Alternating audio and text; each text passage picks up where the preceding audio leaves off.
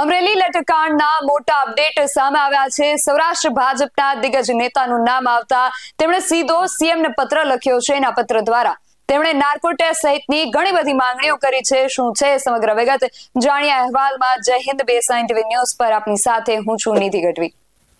અમરેલી લેટરકાંડને લઈને સૌથી મહત્વના સમાચાર સામે આવ્યા છે। પોતાનું નામ ઉછળતા ભાજપના નેતા દિલીપ સંઘાણીએ મુખ્યમંત્રી ભૂપેન્દ્ર પટેલને પત્ર લખ્યો છે, જેમાં અમરેલી લેટરકાંડની હાઈકોર્ટના નિવૃત્ત જજની અધ્યક્ષતામાં તપાસ કરવા તેમણે માંગ કરી છે।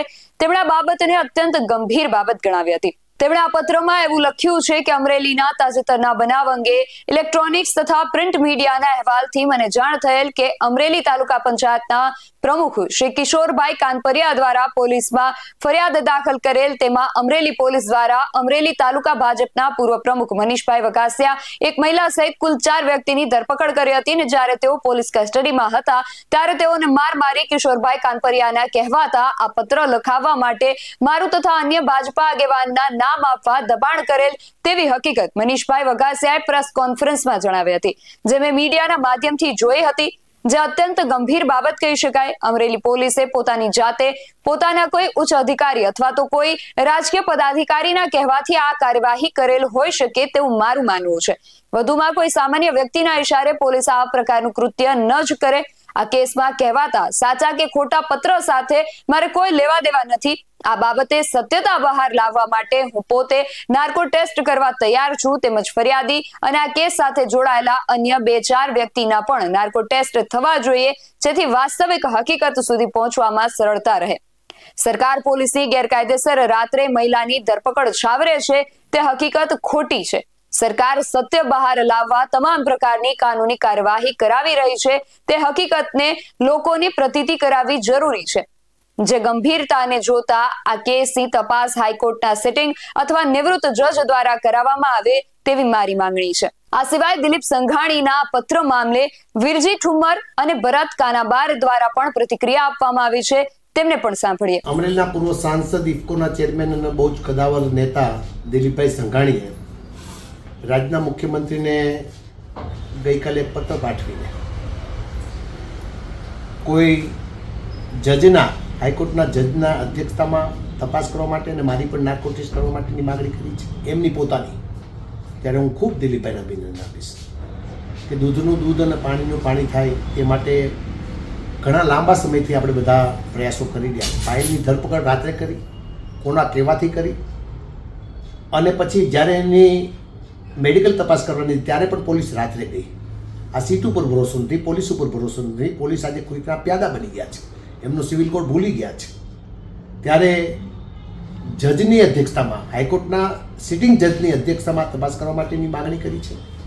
મારે તો કહેવું છે સૌપ્રથમ આપની ચેનલ મારફત કે સૌપ્રથમ તો રાજ્યના હોમ મિનિસ્ટરની નાર્કો ટેસ્ટ કરવામાં આવે। મારતા પ્લેને આવ્યા, કોઈ જૈન સમુદાય પગપાળા યાત્રા કરી રહ્યા હતા, તેમને મળવાના નામે ડીએસપીને બોલાવ્યા અને ડીએસપીને શું સૂચના આપી, અહીંના દંડકશ્રીએ ડીએસપીને શું સૂચના આપી એના ફોન રેકોર્ડ પર તપાસ કરવામાં આવી। ફોન રેકોર્ડ કરતાં પણ નાર્કો ટેસ્ટની માગણી કરી છે। ત્યારે સૌ પ્રથમ તો હોમ મિનિસ્ટરનો નાર્કો ટેસ્ટ કરવામાં આવે, ત્યાર પછી કૌશિકભાઈ વેકરિયાનો નાર્કો ટેસ્ટ કરવામાં આવે, એસપીનો નાર્કો ટેસ્ટ કરવામાં આવે, અને પીઆઈ પરમાર અને એમની સાથે જોડાયેલા આ જે દીકરીને મારી છે અને બીજા જે આરોપીઓ નથી અને છતાં આરોપી બનાવીને એમને મારવામાં આવ્યા છે તેના બધાનો નાર્કો ટેસ્ટ કરવામાં આવે। એમના પીએ જે છે કૌશિકભાઈના પીએ છે એમનો પણ નાર્કો ટેસ્ટ કરવામાં આવે। એમના કાર્યકર્તાઓ જ્યારે સરઘસ કાઢ્યું ત્યારે એની પાછળ ફરતા તે તમામનો નાર્કો ટેસ્ટ કરવામાં આવે કે કોની સૂચનાથી તમે આ બધું કર્યું છે। આજે અમરેલી જિલ્લાની નાલેસી થઈ રહી છે। જાહેર જીવનના આગેવાનો અમે ક્યાંય જઈ શકતા નથી। કોઈ પ્રસંગમાં જઈએ છીએ, હું સુરત હતો ત્યારે મને પૂછવા વિરજીભાઈ શું ચાલી રહ્યું છે, અને અમારો સાંસદ હજી ધમકીભરી ભાષામાં વાત કરે છે કે અમે જોઈ લઈશું, તમે જોઈ લેજો, આમાં કોઈ બહાર ન આવે। ભારતીય જનતા પાર્ટીના કાર્યકર્તાઓ છે, અમે કોઈ કોંગ્રેસવાળા નથી। તમારા ભારતીય જનતા પાર્ટીના આગેવાને લખ્યું છે કે કૌશિકભાઈ કોટડીએ 40 લાખ રૂપિયાનો હપ્તો લેવામાં આવે છે।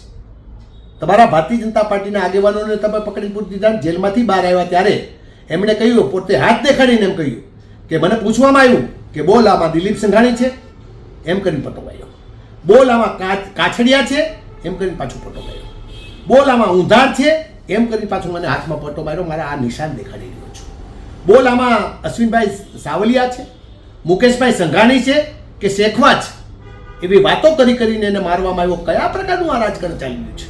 કયા પ્રકારની આ લોકશાહી ચાલી રહી છે? અંગ્રેજ શાહીમાં પણ આ પ્રકારના, રાજાશાહીમાં પણ આવા કોઈથી કોડા મારવામાં નહોતા આવતા. એ રીતે એક યુવાનને, હું મનીષને ઓળખતો નથી, પરંતુ યુવાનને મારવામાં આવ્યો, પાયલની હાજરીમાં મારવામાં આવ્યો. અને જે પ્રકારનું કૃત્ય થયું છે એ નાલેસીભર્યું કૃત્ય છે, અમરેલી જિલ્લાની આબરૂને ધૂળધાણી કરનારું કૃત્ય છે. અને છતાંય સાંસદ સુરદેવને ફાંકા ફોડતારી કરે છે કે માપમાં રહેજો. શું માપમાં રહેવાનું છે? તને તો કોઈ ખબર પડતી નથી, તને વાંચતા નથી આવડતું, તને લખતા નથી આવડતું. હમણાં કોઈ રાણપરિયા એમના ગામના એ કહ્યું કે માત્ર માવા નહીં પણ બીજા બધા શું ધંધા કરે છે. તમારા ગામના વ્યક્તિ બોલ્યા છે ત્યારે માપમાં તો મારે કેવું છે, સાંસદ તમે રહેજો, માપમાં તો ચૂંટાયેલા પ્રતિનિધિઓ તમે માપમાં રહેજો. અને દિલીપભાઈની વાતને હું સમર્થન આપું છું કે હાઈકોર્ટ જજના અધ્યક્ષતાની તાત્કાલિક અસરથી એક તપાસ કરવામાં આવે. અને મેં કહ્યું છે એમની, અને દિલીપભાઈ જે 4-5 વ્યક્તિઓની તપાસ કરવા માટેની એના પત્રમાં લખ્યું છે, એમાં બહુ લખ્યું છે કે કોઈ સામાન્ય વ્યક્તિના ઇશારે પોલીસ આ પ્રકારનું કૃત્ય કરે જ નહીં. એનો અર્થ શું છે? કે કોઈકના ઇશારે આ કૃત્ય થઈ રહ્યું છે. બહુ કદાવર નેતા છે, મુખ્યમંત્રી તરીકે ભારતીય જનતા પાર્ટીના એક મહત્વના આગેવાન તરીકે ફરજ બજાવી શકે એવા એક મહત્વના નેતા દિલીપભાઈ સંઘાણી, ઇફકો જેવી સંસ્થા કે જે દુનિયાની નંબર 1 સંસ્થા, એના ચેરમેન છે. એમણે જ્યારે પોતે પત્ર લખ્યું છે ત્યારે બહુ તથ્ય છે, બહુ ઊંડાણપૂર્વક જવું પડે તેમ છે. એમણે પોતે પત્રમાં એમ પણ લખ્યું છે કે આ કેસ સાથે જોડાયેલા અન્ય 2-4 વ્યક્તિઓ, કદાચ એ નામ ન આપ્યા હોય પણ હું તો નામ કહું છું, કે સૌ પ્રથમ તો નાર્કો ટેસ્ટ હર્ષ સંઘવીનો કરવામાં આવે, કૌશિક વેકરિયાનો કરવામાં આવે, ભાઈ કાનપરિયાનો કરવામાં આવે. અને ત્યાર પછી એમણે જે નામ આપ્યા છે, જે 7 નામ મનીષભાઈ આપ્યા છે, એમને દિલીપભાઈ પોતે સ્વીકાર્યું કે મારો પણ નાર્કો ટેસ્ટ કરવામાં આવે, એમનો પણ નાર્કો ટેસ્ટ કરવામાં આવે તો ખબર પડશે સ્વચ્છ છબી ધરાવવાની વાતો કરનારી ભારતીય જનતા પાર્ટી કેટલી સ્વચ્છ છે એ સાબિત કરવાનો સમય પાક્યો છે. અને અમરેલીમાં ચેલેન્જ કરું છું, અમરેલીમાં પ્રથમ મુખ્યમંત્રી બનાવવા માટેનું સપનું જો સાકાર થયું હોય તો નરેન્દ્રભાઈ મોદી તમને થયું છે. ડોક્ટર કાનાભાઈ બોલી રહ્યા છે, ડોક્ટર રૂપાલા બોલી રહ્યા છે, દિલીપભાઈ સંઘાણી બોલી રહ્યા છે, કાછડિયા બોલી રહ્યા છે, વિજયભાઈ રૂપાણી બોલી રહ્યા છે, શંકરસિંહ વાઘેલા બોલી રહ્યા છે. ત્યારે તમને શરમ છે કે કેમ ભારતીય જનતા પાર્ટી? એ હું પૂછવા માંગુ છું. તાત્કાલિક અસરથી નાર્કો ટેસ્ટ કરવામાં આવે અને હાઈકોર્ટના સિટિંગ જજ અથવા હાઈકોર્ટના નિવૃત્ત જજ કે જેની ઉપર કોઈ આંગળી ન ચિંતાની હોય એવા જજની અધ્યક્ષતામાં આ એક સિટીની રચના કરવામાં આવે અને પાયલને કેવા સંજોગોમાં પકડવા પાછળ કોણ છે એ સાબિત કરવામાં આવે, દૂધનું દૂધ અને પાણીનું પાણી કરવામાં આવે તેવી મારી માંગણી છે. એટલે અમરેલીના લેટર કાર્ડની ઘટનાનો રાજકીય એંગલ ને બાજુમાં રાખી દે તો પણ જે રીતે પોલીસ તંત્રની કામગીરી રહી છે, અને ખાસ કરીને એક દીકરીને અડધી રાતે ધરપકડ કરવી, એનું રિકન્સ્ટ્રક્શનના નામે એમને બજારમાં ફેરવવાનું, અને એ સિવાય પણ બાકીના આરોપી સાથે પણ જે વર્તાવ થયો, ખાસ કરીને આરોપી ફરિયાદીની હાજરીમાં આરોપીને માર માર્યો, આ બધા આક્ષેપો એવા છે કે ચોક્કસપણે એ નિષ્પક્ષ અને ઊંડી તપાસ માંગેલી છે. એટલે દિલીપભાઈની જે માંગણી છે એમાં એને હું સમર્થન આપું છું, એમાં મારો સૂર પુરાવું છું કે ચોક્કસપણે જેને કારણે આજે બધાને સાંભળવાનું આવ્યું છે, પાર્ટીને પણ સાંભળવાનું આવ્યું છે, સરકારને પણ સાંભળવાનું આવ્યું છે, તો આ ઘટનાની પણ તપાસ થાય. કેમ કે ફ્રોમ ડે 1 ગુજરાત સરકારનો તો બહુ સ્પષ્ટ આ બાબતમાં અભિગમ રહેલો છે કે જે સત્ય બહાર આવે છે એના માટે જ અહીં પોલીસ તંત્ર, સ્થાનિક પોલીસની પોતાની એક કમિટીની રચના થઈ ફેક્ટ ફાઇન્ડિંગ, અને સાથે સાથે જ્યારે પાયલ ગોટી એના વકીલ સાથે ડીજીને ફરિયાદ કરી ત્યારે ડીજીએ પોતે નિલિત રાયને આ તપાસ સોંપેલી. એટલે સરકારનો પણ એક પ્રયાસ છે કે ભાઈ આમાં ખરેખર શું છે, સત્ય બહાર આવે. તો હું માનું છું કે દિલીપભાઈ આગળ વધીને એમ કીધું છે કે હાઈકોર્ટના નિવૃત્ત અથવા સિટિંગ જજના દ્વારા તપાસ કરવા, તો મને લાગે એ વાત પણ બહુ સાચી છે, એવું જ થવું જોઈએ. વીરજી ઠુમ્મર આ મામલે એવું કહી રહ્યા છે કે સૌપ્રથમ તો ગૃહમંત્રીનું નાર્કો ટેસ્ટ થવું જોઈએ, અને એ સિવાય તેમણે અમરેલી સાંસદ પર પણ આકરા પ્રહારો કર્યા છે. જ્યારે ભરતભાઈ એવું કહી રહ્યા છે કે અમરેલીની લેટરકાંડનો રાજકીય એંગલ બાજુમાં રાખી દઈએ તો પણ જે રીતે પોલીસ તંત્રની કામગીરી રહી છે ખાસ કરીને એક દીકરીને રાત્રે ધરપકડ કરવી, રિકન્સ્ટ્રક્શનના નામે બજારમાં ફેરવવાનું, બાકીના આરોપીઓ સાથે જે વર્તાવ થયો, આ બધું ચોક્કસપણે નિષ્પક્ષ તપાસ માંગી લે છે અને દિલીપભાઈની માંગણીને સમર્થન પણ આપ્યું છે તેમણે. પણ આ વિશે તમારું શું માનવું છે અમને કમેન્ટ કરીને ચોક્કસથી જણાવજો. આવા જ વધુ અહેવાલો સાથે મળતા રહીશું. તમે મારી YouTube ચેનલને સબસ્ક્રાઇબ કરવાનું અને અમને Facebook અને Instagram પર ફોલો કરવાનું ભૂલશો નહીં. બાકી અવનવી અપડેટ્સ માટે આપ જોતા રહો BSN TV ન્યૂઝ. નમસ્કાર.